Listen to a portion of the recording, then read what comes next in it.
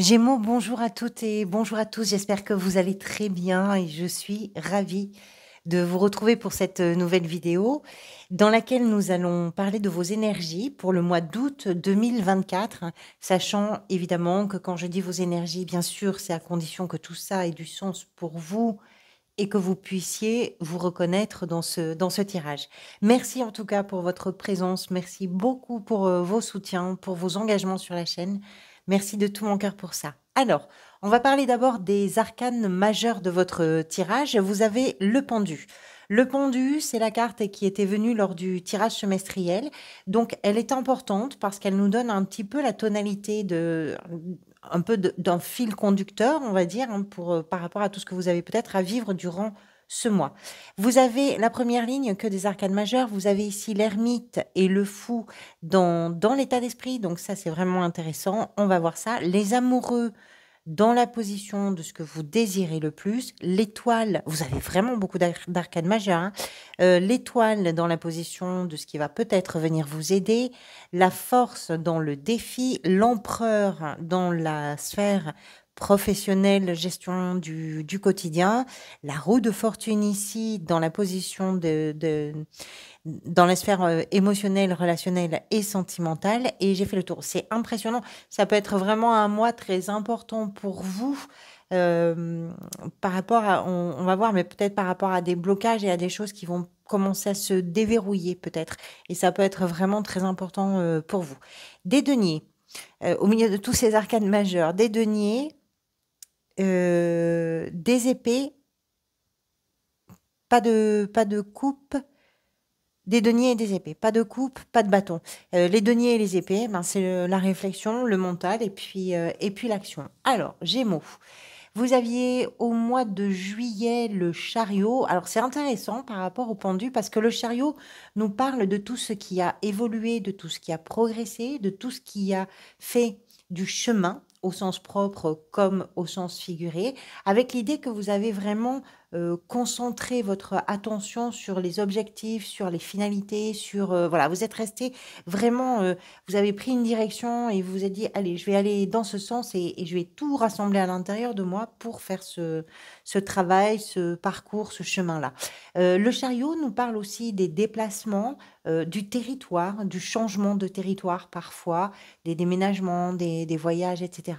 Et du fait d'aller vraiment, de mettre en route les choses pour vous permettre d'aller vers vos réussites, ce que vous considérez vous comme des réussites ou comme des triomphes. C'est intéressant parce que tout ça vous amène quelque part, pas du tout droit dans le mur, mais vous amène à interroger ce qui bloque en vous. Le pendu nous parle effectivement de tout ce qui fait blocage. Alors parfois c'est dans des situations, mais là on parle d'une énergie qui est un petit peu générale, donc on va pas parler de quelque chose de précis. C'est quelque chose de beaucoup plus large. Plus large, c'est quoi? Ce qui bloque, ce qui fait qu'on répète toujours les mêmes schémas, ce qui fait qu'on n'arrive pas à se libérer de certaines choses. Donc, ce sont vos propres blocages. Et peut-être que pour vous, le mois d'août, c'est le temps de questionner, je dis ça parce que vous avez l'ermite juste derrière, de questionner tout ce qui fait blocage pour vous permettre de changer un petit peu le mouvement, pour vous permettre de changer peut-être des habitudes qui sont là depuis longtemps et pour voir justement toutes les évolutions possibles dans les situations. Si le mois de juillet a été l'occasion de progrès, d'avancée, d'évolution, peut-être aussi que ça vous renvoie un petit peu dans vos propres cordes par rapport à tout ce qui ne progresse pas, tout ce qui n'avance pas, tout ce qui n'évolue pas et qui est en lien avec peut-être une façon de voir, peut-être une façon de comprendre la situation. Et le mois d'août pourrait être une invitation à prendre du recul pour voir les choses autrement qu'avec la tête en bas. L'état d'esprit est représenté ici par l'ermite et le fou. Alors là, c'est très intéressant parce qu'on a une carte d'intériorité et une carte quelque part d'extériorité. Mais finalement, ces 2 cartes nous parlent quand même du fait d'arriver à faire appel à sa sagesse intérieure pour mettre en place les choses qui sont importantes pour vous, en l'occurrence. Que ce soit par rapport à des projets, que ce soit par rapport à des souhaits particuliers, par rapport à des transformations que vous voulez, vivre ou que vous êtes en train peut-être d'amener. On a vraiment j'ai besoin de me faire confiance, j'ai besoin de m'écouter, j'ai besoin de me poser les bonnes questions, j'ai besoin de comprendre ce qui se passe, de comprendre le sens de ce qui m'arrive pour pouvoir justement mettre en place des changements. Des changements qui vont amener une forme de renouveau ou de nouveauté. Avec le fou, on comprend qu'il y a beaucoup d'insouciance, qu'il y a beaucoup de spontanéité aussi, hein. C'est une carte de grande, qui fait référence à une grande liberté, qui fait référence à la gourmandise qu'on peut avoir par rapport à la nouveauté, par rapport à la prise de risque, par rapport à tout ce qui va être dans la façon de penser, justement, et c'est intéressant par rapport au pendu, tout ce qui va amener des différences par rapport à une façon de penser qui est, pour le coup, habituelle.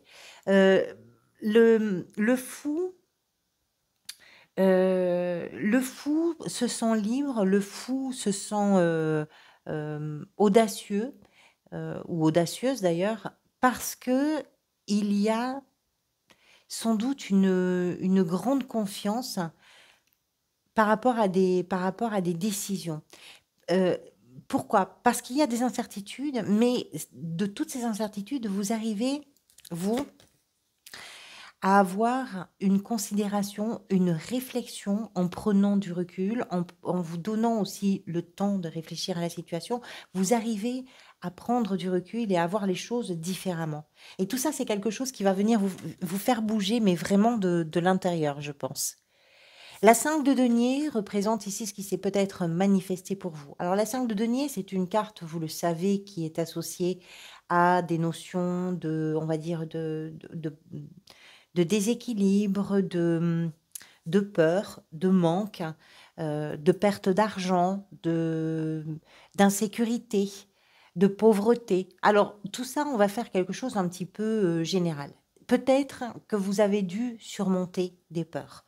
Peut-être que vous avez eu peur de quelque chose. Peut-être qu'il y a une situation qui a provoqué dans votre vie un déséquilibre. Là, ça va vraiment dépendre de votre situation individuelle.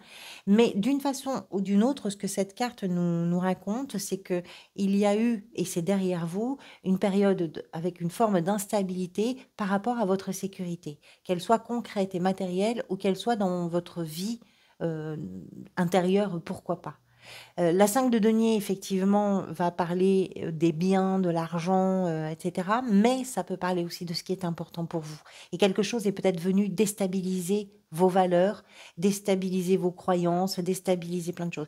Elle fait référence également, cette carte, ça peut être pour certains ou certaines d'entre vous important, au fait de se sentir isolé, de se sentir honteux ou honteuse de quelque chose, d'avoir pris une sorte de revers comme ça qui est venu et qui nous a poussés avec un sentiment pas très agréable, confus, de honte, de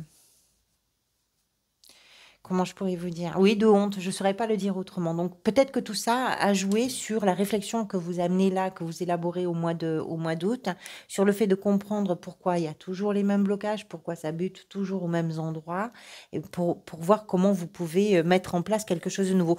Avec le fou, il y a vraiment l'idée que vous êtes en train de créer quelque chose d'assez... C'est comme un appel d'air, c'est quelque chose qui vous aspire, hein, vraiment. Alors, les amoureux dans la position de ce que vous désirez.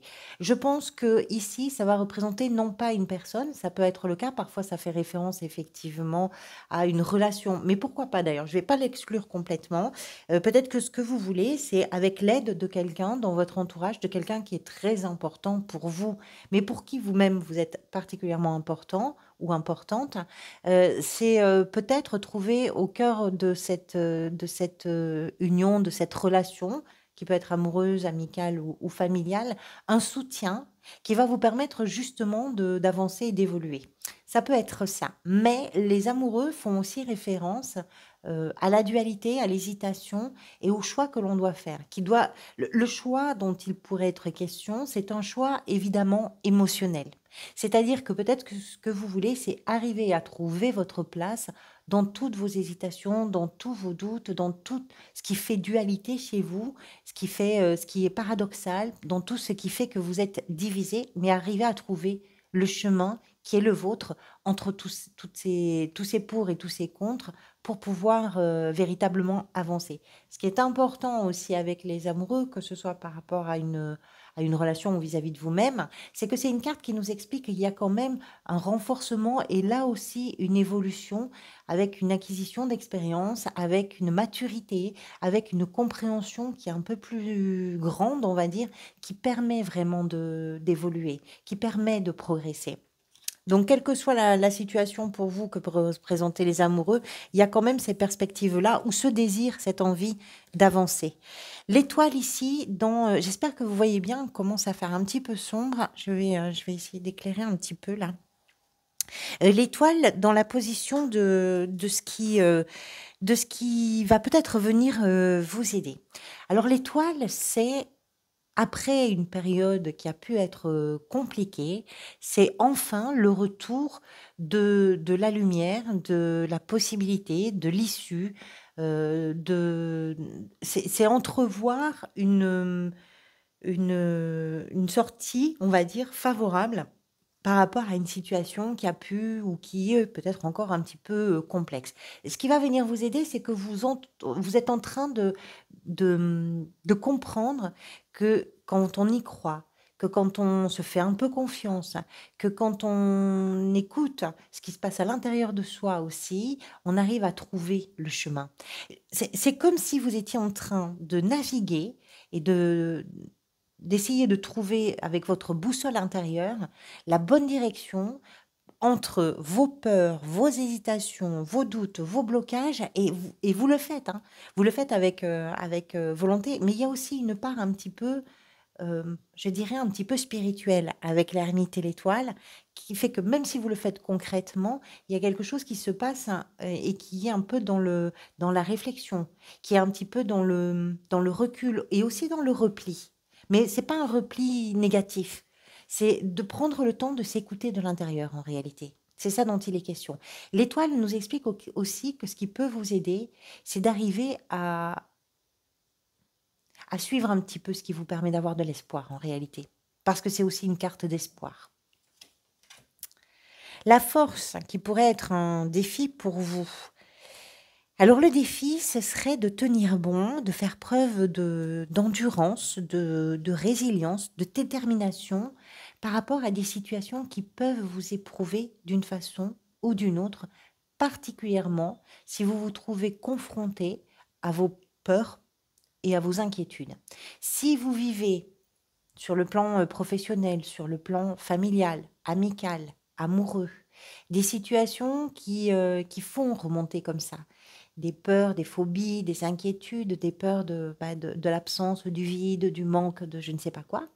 Euh, si vous sentez ça, le défi pour vous, ça va être de tenir bon.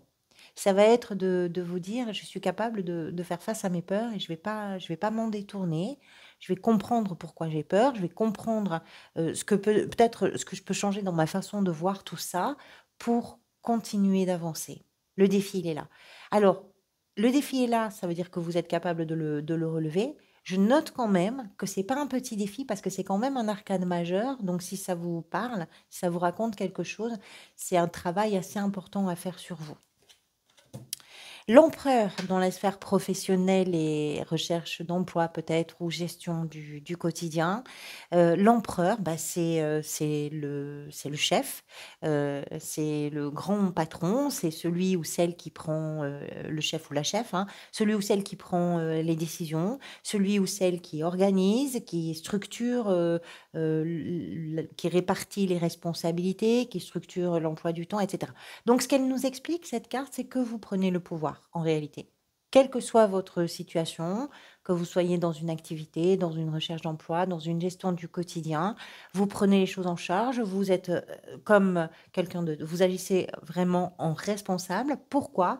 Parce que vous êtes peut-être en train de construire pourquoi pas? Ou de penser à quelque chose de nouveau ou quelque chose qui amènerait de la nouveauté dans votre travail, que la réflexion que vous posez sur ce qui se passe ou dans votre gestion du quotidien d'ailleurs, la réflexion que vous posez, c'est quelque chose qui est d'abord à structurer. Vous ne laissez pas les choses se construire comme ça, toutes seules, au petit bonheur la chance, ça va pas pousser, spontanément. Non, là, vous prenez les choses en main, vous prenez les décisions, vous avez vraiment c'est comme alors peut-être que certains et certaines d'entre vous ont vraiment, des postes à responsabilité parce qu'un empereur, c'est ça aussi. Peut-être aussi que vous aspirez à un poste à responsabilité, mais vous avez le talent de le faire parce qu'il y a de la rigueur chez vous, parce qu'il y a une analyse qui est juste, parce qu'il y a une façon de comprendre que, la décision, initiale va forcément engendrer des répercussions dans une équipe ou pour une équipe, pour un ensemble d'éléments aussi qui peuvent être en lien au final avec la décision initiale.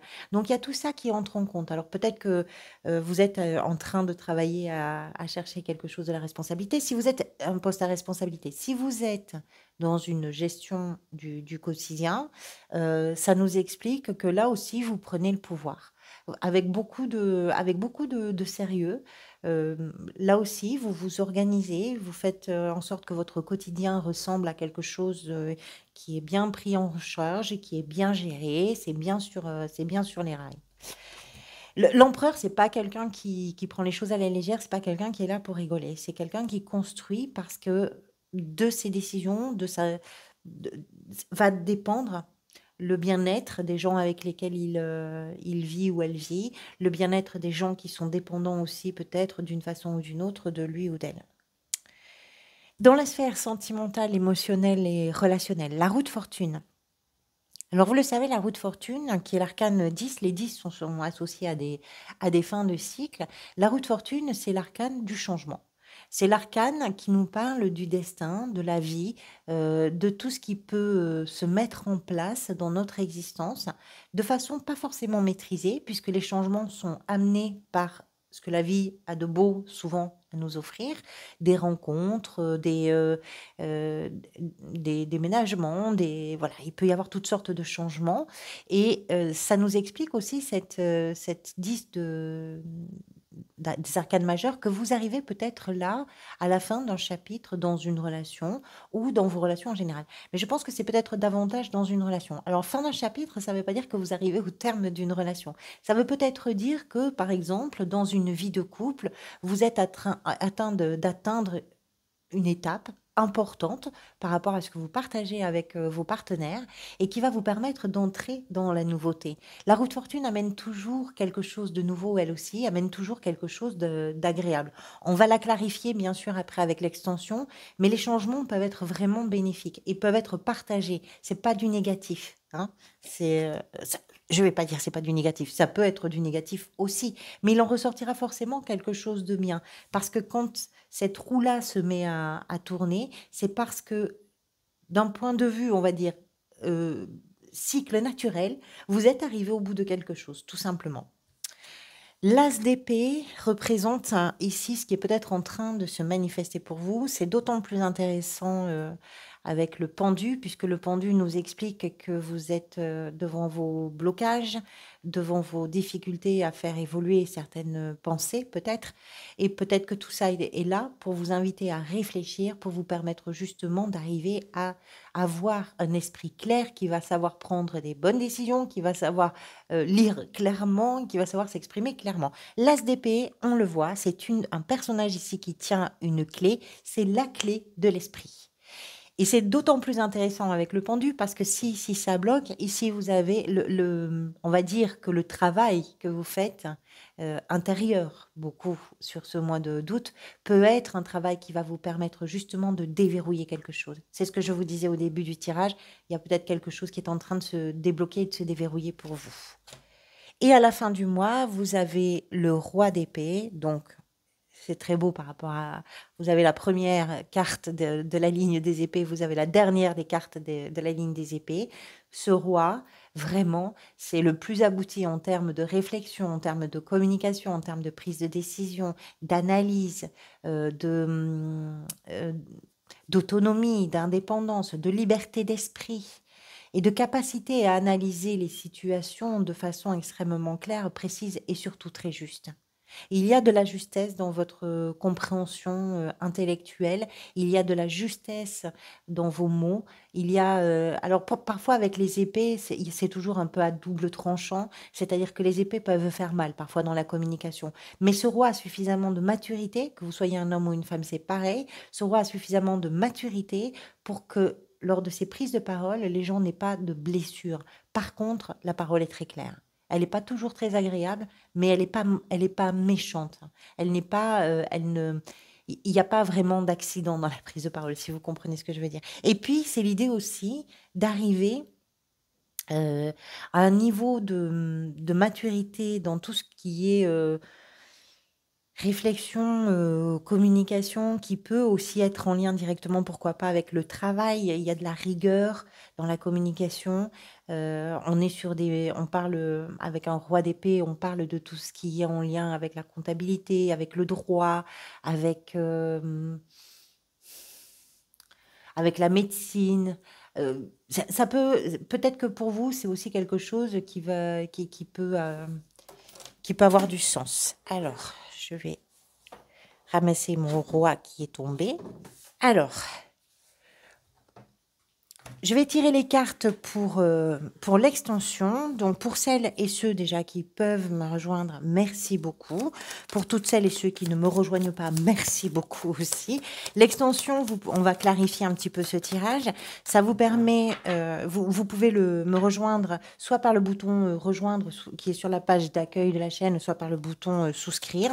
C'est accessible pour un montant de 3 €. L'ermite, 2 fois l'ermite dans l'état d'esprit.